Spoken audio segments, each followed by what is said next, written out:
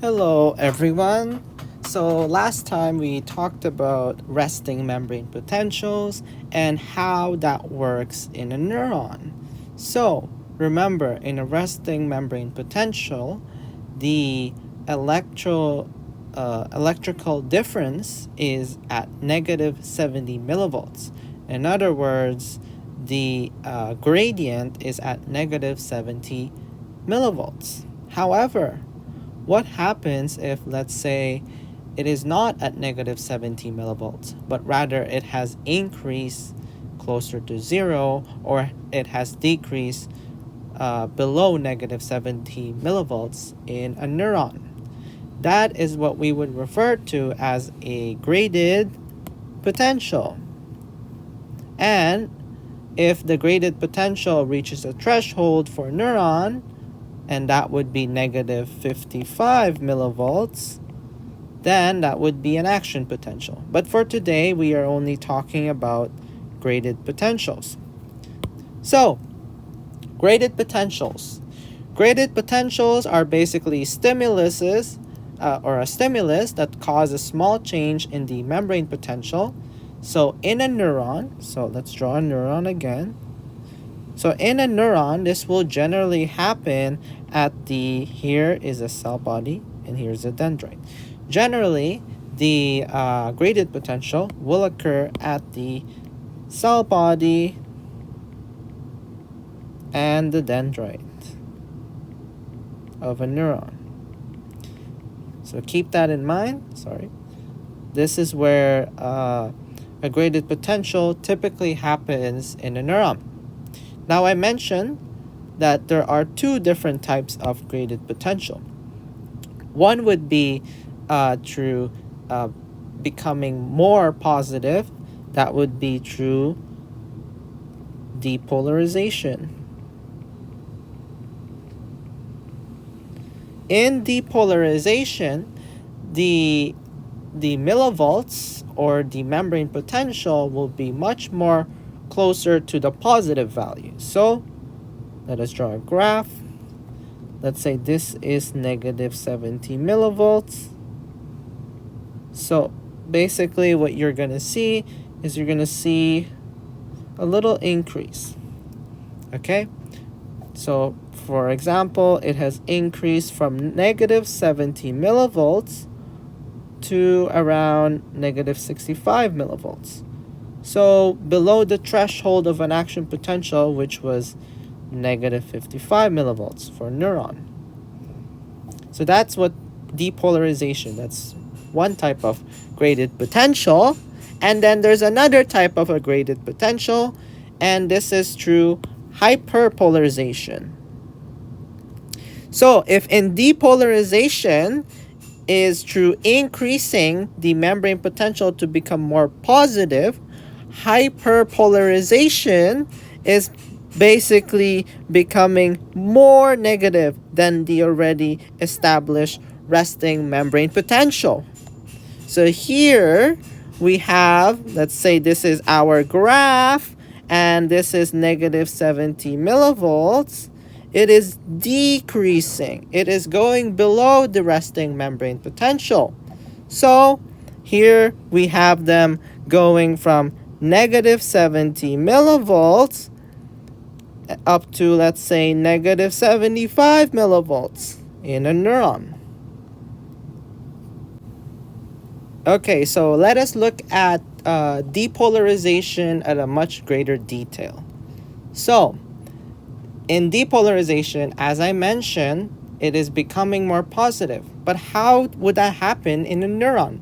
So let's look at this at a more physiological, or I guess at a molecular level if you want to be more scientific. So step one. So for depolarization in a graded potential, for a neuron, we have our sodium voltage gated channels opening. So sodium voltage gated channels opening, right? So they will open. So here, let's say, is the dendrite or the cell body, right? Remember, inside of the neuron is generally more negative. Okay? And what's happening here is we're allowing the positive sodium ions to basically go here. Let's say positive. Okay? We're allowing it to go here into, let's say, this could be a cell body or a dendrite. So we're allowing more positive sodium ions to go in. And this will have the positive charges spreading to the adjacent of the neuron. Because remember, opposites attract, right? So you're going to have these positive charges spreading, and at the same time, you will then make the surface over here much more negative. So think of the negative here moving here because the positive has come in, and now it's spreading across. Okay? So that would be the next step, actually. So step 2, the positive charge, right, will basically spread to the negative.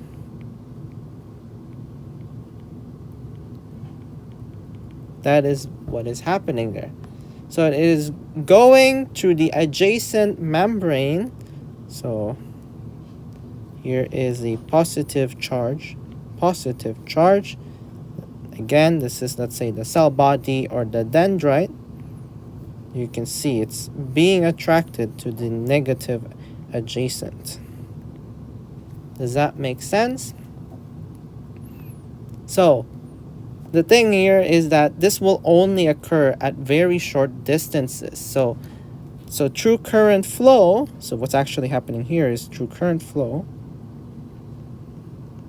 You're able to spread that positive charge. Okay? Okay. So we mentioned that in a graded potential for depolarization, it is becoming more positive.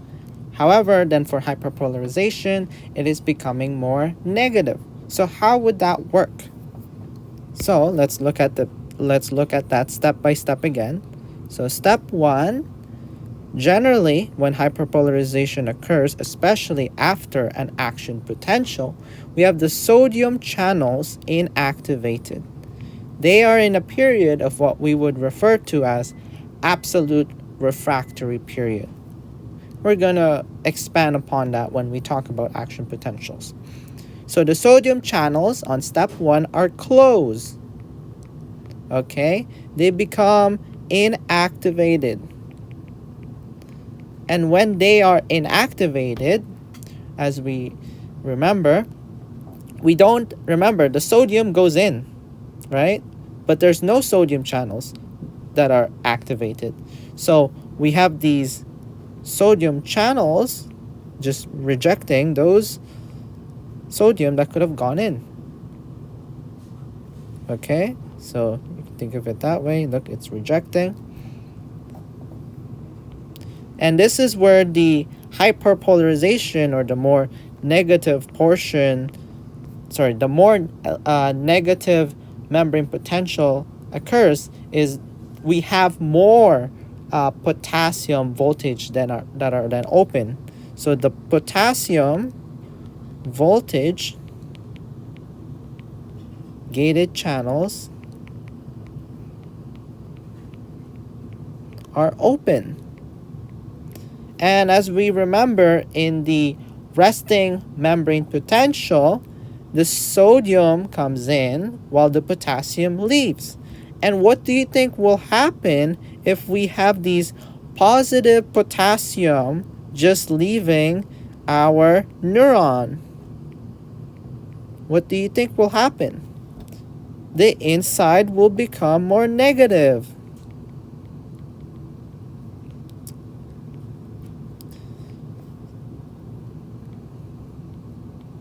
Okay, so that is why we see a decrease. So below the resting, which is negative 70 millivolts. So in conclusion, graded potential allows the neuron to basically send signals in short distances, and this is either going through hyperpolarization, where the neuron is becoming more negative, or depolarization, where the neuron is becoming more positive. And the graded potential, its distance of travel will highly depend on the strength of the stimulus. In an action potential, it's a lot different. It doesn't matter if it's, stronger, as long as it reaches a threshold. Here, for the signal to travel in farther distances, you need to have greater strength. Okay, so in a graded potential, it highly is correlated to the strength of the stimulus, and can only allow the signals to be traveled. Remember, neurons are our electrical wires of our human anatomy. It is what allows us to send signals, to communicate between different parts of our body.